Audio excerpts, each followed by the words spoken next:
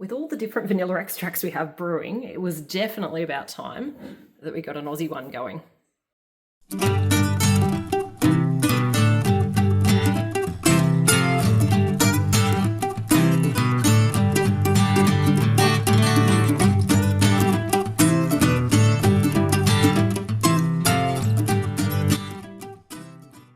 G'day, it's Rachel here from Bush Edge Homesteading Australia, and I finally got around to ordering some Aussie grown vanilla beans, and that means that I can now do an Aussie grown vanilla extract, which I'm pretty excited about because I've done lots of vanilla extracts in the past and I've shared a few of those with you guys now, but as you know, a lot of those have come from places overseas. There were some that were from Papua New Guinea, there's some that's been imported across from the Indri group in the US, and they've come from different parts of the world. In fact, I've got another order coming from them at the moment on their Mad Mex variety, which lots of people rave about, so I'm really excited to try that one. But the Aussie grown is not something that I have actually tried to date, so I'm pretty excited about finally giving some Aussie beans a go. And I've also got something else in this package because it takes a while, as you know, to make vanilla extract if you've seen one of my previous videos. And I'll share a little bit with you about the vanilla extract making today if you haven't seen one of those ones. But it takes about a year to get to that point where the beans that are in here will be lovely and extracted into some alcohol and ready to use as a vanilla extract. And I didn't want to wait that long, so there's something else in here that means I can give it a bit of a taste test and a bit of a sniff test today a little earlier as well. So let's get this opened and have a bit of a look at what is inside. And to be honest, I ordered these a little while ago, so I actually can't remember how many vanilla beans I ended up getting. All right, let's just see. Is that all my beans? Yes, it is. I'll leave the rest in there for a moment, but here's our vanilla beans that I've just ordered, and I got 4 different packs. It's from a company called Wild Vanilla. They're up in northern Queensland. It doesn't actually say on here how many grams though, so I'm going to have to make some guesstimates on that, because normally in terms of making your vanilla extracts, it's a really good idea to know how many grams of beans you're working with, just to make sure that you've got enough beans in your alcohol to actually get a really good product. And in fact, you can also do things like kind of doubling the amount of beans to get like what they call a double fold, I can't talk today, really kind of rich infused vanilla extract, which you make with kind of less alcohol and more beans. But yeah, it doesn't say the grams on these ones, but each one of these is 2 rainforest grown vanilla beans, pure and organic. Sounds lovely. All right, well, what I'm going to do is I'll open those up in a moment after I do some calculations on how much I think they weigh. In fact, why do that? I have scales. Let's pull out the scales and we'll actually see how much these weigh. But before I do that, I do want to have a peek in here at the other things that I ordered. And that's because, as I said, I didn't want to have patience of having to wait a whole year before trying a Aussie grown vanilla extract. So I actually bought some. All right, so this one here is the first one that I got, and that one there is a vanilla extract with a glycerin base. You may know that a lot of vanilla extracts are done in alcohol. So when you go to the supermarket and you buy vanilla extract, often people don't actually realise that it's actually an extract into alcohol, and it's actually a little bottle of alcohol with what's been extracted into it. That's where it's an extract and not an essence. Essences can be a bit different. But this one here has a glycerin base, so that can be good if you're the sort of person that maybe can't deal with alcohol. It might be for personal reasons, or maybe you just actually can't stomach alcohol. So this one here, the ingredients there is water, pure vanilla extracts, and glycerin. So it'd be interesting to give that one a bit of a go. And in this package here, let's see if I can get that one open. We have more of kind of like the standard vanilla extract that'll probably be quite similar to what I do. And that is a sugar-free vanilla extract. I never add sugar into any of our extracts. To be honest, I don't see too many people that do. haven't really checked the ingredients of ones in the shops to see if they have sugar. So it's interesting that that's kind of promoted as sugar-free, but yeah, again, let's have a look at the ingredients. So alcohol, what do we got? 33%. There's some water in there as well, and pure vanilla extractives too. So I'm going to open that up, and I'm actually going to give that a bit of a smell. You can see it's got a beautiful dark beautiful dark colour to it. Jeepers, I really can't talk today, can I? And no, I haven't been indulging in any of the things you see in the background. So let's give that one a bit of a smell. Oh, it has a gorgeous, beautiful, actually, vanilla scent to it. It's really, really rich. So I would suggest there's been a fair bit of vanilla that's actually gone into creating that vanilla extract. You know, it doesn't have an alcohol-y sort of smell to it, which you can get with some of like the cheaper extracts where there's probably been a bit less vanilla bean that's gone into it and a bit more alcohol, particularly where they're using like the higher proof alcohols. And to be honest, even with the ones that I do at home, you know, particularly towards the start when I'm doing checks and kind of smelling, you do get a lot of that kind of alcohol scent to it. And it's really only over time as a lot of that vanilla kind of extract from the beans itself comes out into that alcohol fluid that it really kind of turns from that kind of alcohol-y scent to that beautiful kind of vanilla-y scent. And that is gorgeous. That is all vanilla. All right, I am going to also have a bit of a smell of this one here because I'm curious if it does smell a bit different. So this one here, I was going to say it's child-proofed, but it's also probably Rachel-proofed. Nope, that came off nice and easy, so that's really good. And again, you know, you can see the colour there, beautiful dark colour on that. And let's open it up and have a bit of a smell. Still very liquidy. The liquid inside, you know, it's not too different to kind of the viscosity of what we're seeing with this one here, even though it's kind of a glycerin one. All right, let's have a smell.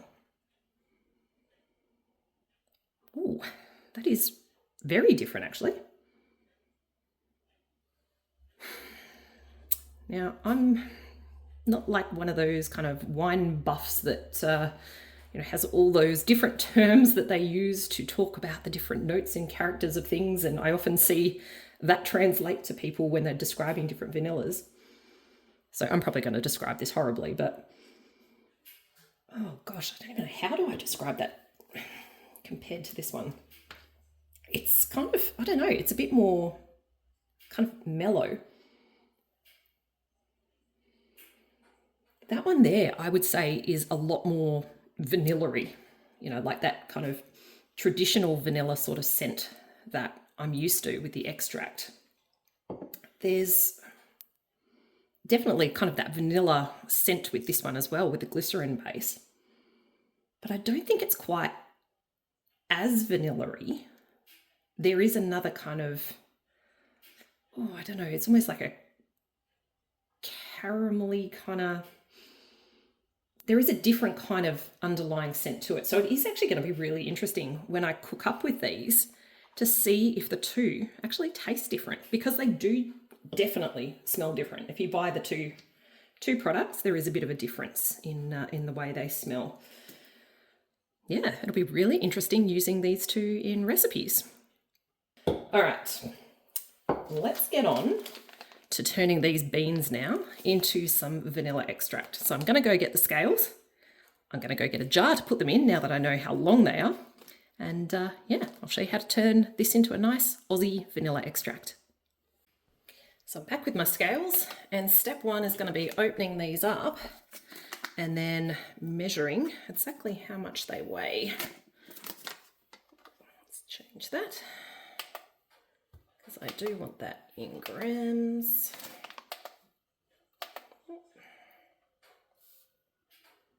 Okay, and it's zeroed as well.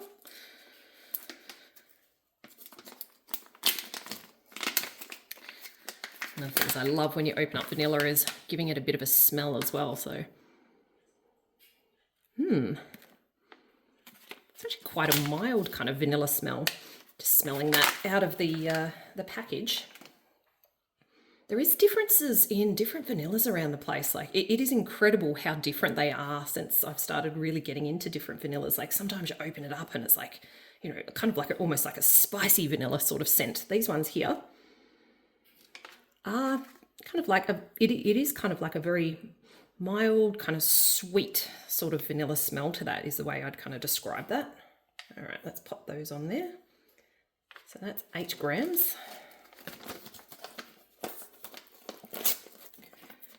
Keep opening the others and we'll pop those on as well.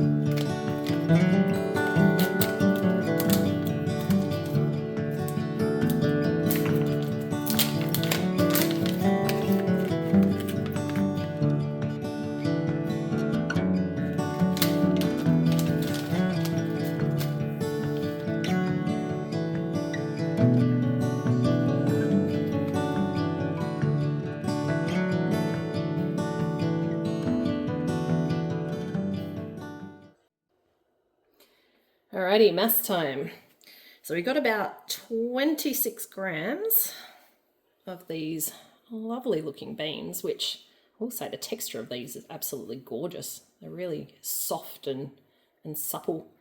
And there is that beautiful, as I said, it's actually quite a delicate vanilla-y sort of smell to those. So I think that is actually going to give a bit of a vanilla extract that's a bit different to some of the other ones I currently have brewing, which is exciting. But in terms of how much extract I'm going to be able to make out of these, about, I think it's, 28 grams to an ounce. And with a single fold vanilla, you use about a cup of alcohol to every ounce of beans that you use. So I'm probably it's close enough, 26 grams. I'm going to use about a cup of alcohol to this. So that means I don't need a particularly big jar. So I'm going to go to my study where I keep all my jars, and I'm going to find a jar that will fit all of these lovely beans and about a cup of alcohol. I reckon this one here is going to be perfect. It's kind of one of my narrower jars, which is a good thing because there is obviously a little bit of length to the beans. The beans are longer than this jar. That doesn't matter. All I'm going to do is I'm going to fold them over. Sometimes I do split beans, sometimes I chop them in half. You can do those sorts of things, but these ones here, I do want to be able to kind of pull them out and kind of use them at a later time for baking and things. If you leave them whole when you do your extracts, you can actually kind of pull them out if you need them, cut them in half at that time, like kind of split them is probably a better way to describe that. And you can kind of cut out the caviar, just, you know, running it out with your knife, and then you can use it in baking and stuff. Yeah, so that's why I'm going to leave these ones whole, but, you know, I don't always do that. They do take longer to extract if you leave them whole.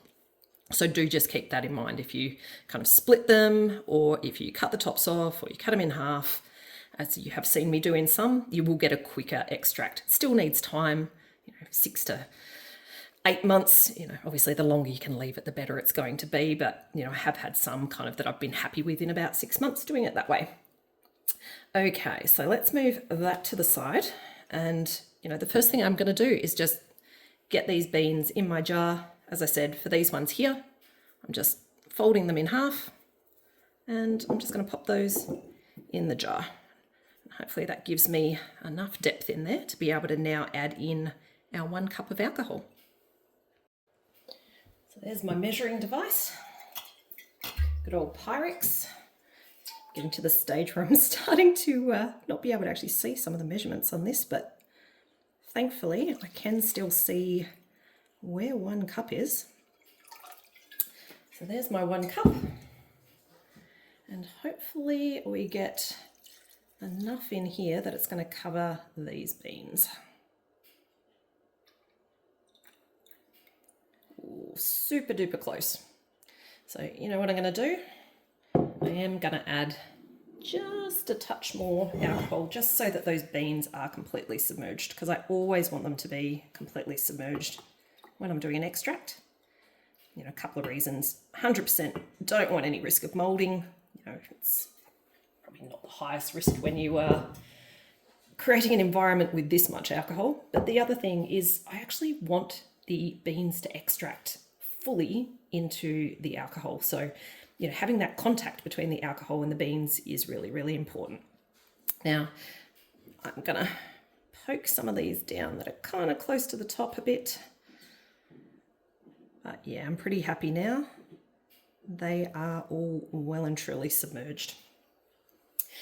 And from here, I'm just going to put a lid on that.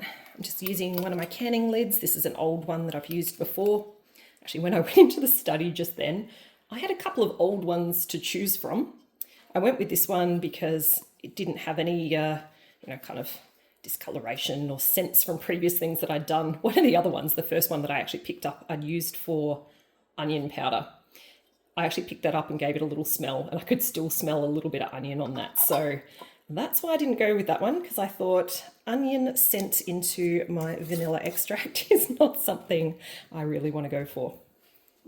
But there you go. Like, it really is genuinely that simple to make vanilla extract. All you do now is you kind of pop that in a spot and leave it. And with that one there, I want to leave it for at least a year because, as I said, I haven't split any of those beans in any way. So it will take a little bit of time for the vanilla goodness to extract into that alcohol. And, you know, I want as much flavour in there as possible. But, as I said, I do want to try Aussie Vanilla Extract, you know, Australian grown beans. And that's where these babies are going to come in. I should mention, I've just bought all this stuff myself because I wanted to give some Aussie grown vanilla beans a go and some Aussie grown vanilla extract a bit of a go as well. So yeah, hopefully I enjoy them. So it really is that simple. I probably should have mentioned the alcohol that I've used is just a neutral alcohol. You can do it in rum. Sometimes spicy rum is really nice, where you get one of those more spicy beans. But these ones here, I just want to get kind of that true flavour of the Australian grown vanilla beans. So that's why I've just gone for a neutral. And, you know, something like vodka is well and truly something you could use for doing this. Okay, guys. Hopefully you've enjoyed following along as I've made our first batch of Australian grown vanilla bean extract to go.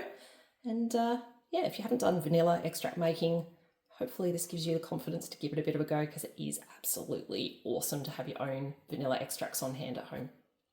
As always, guys, thanks so much for joining, and catch you later.